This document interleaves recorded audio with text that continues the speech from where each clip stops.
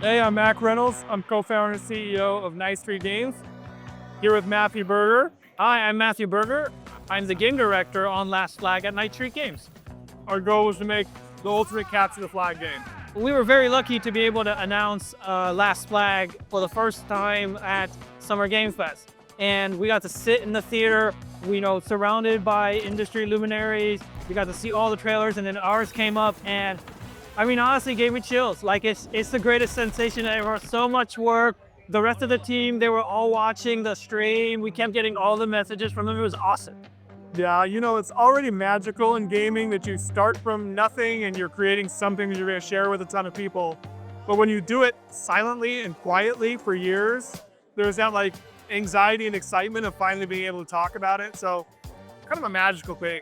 My voice is a little bit hoarse right now because we've been showing the game off, and it's just been nonstop talking, nonstop, fun. The game is very simple at its core, right? We wanted to make a game that felt like Capture the Flag that we played when we were kids, which is real hiding and real finding and the thrill of nature.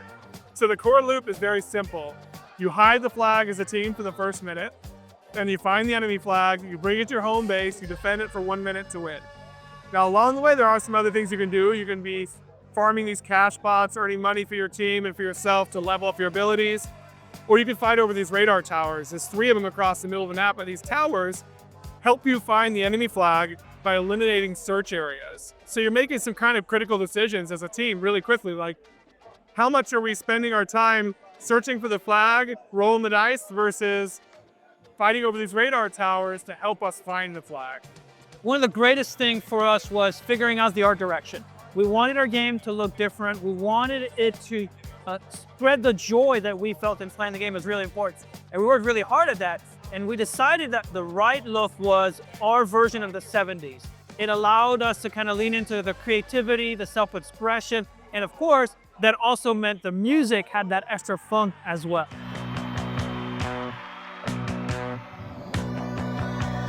Countdown begins.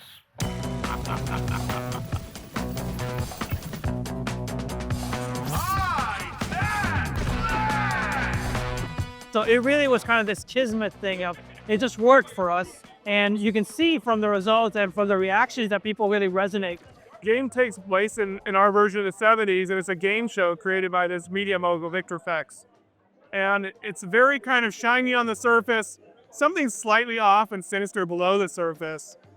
We had a lot of kind of room to explore and breathe in that 70s climate, because there's not a lot of games that take place in the 70s. And we use that term loosely, though, because like Matthew said, a lot of it for us is like that Tarantino cool expressionist kind of vibe that for us exemplified the 70s.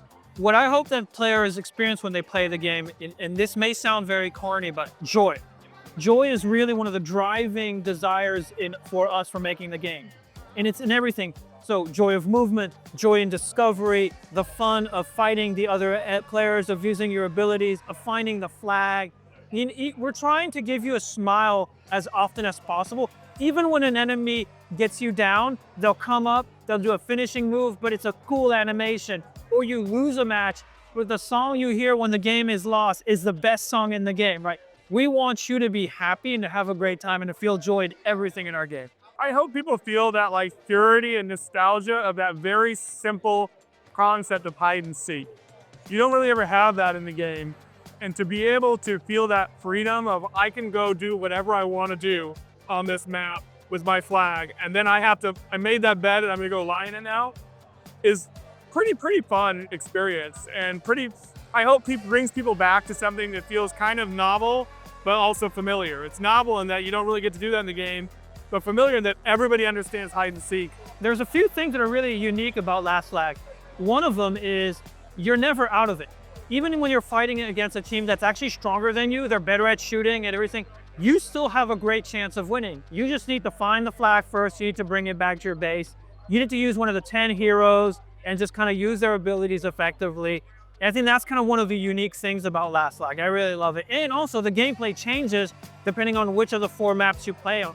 So it really kind of you have to adapt to the map, to the enemy team composition, swap players to kind of meet what they're doing and just have a great time. We have people playing right now. And we want to get as many people in and get that feedback as early as we can. So if you want to play early with us, lastflag.com/signup.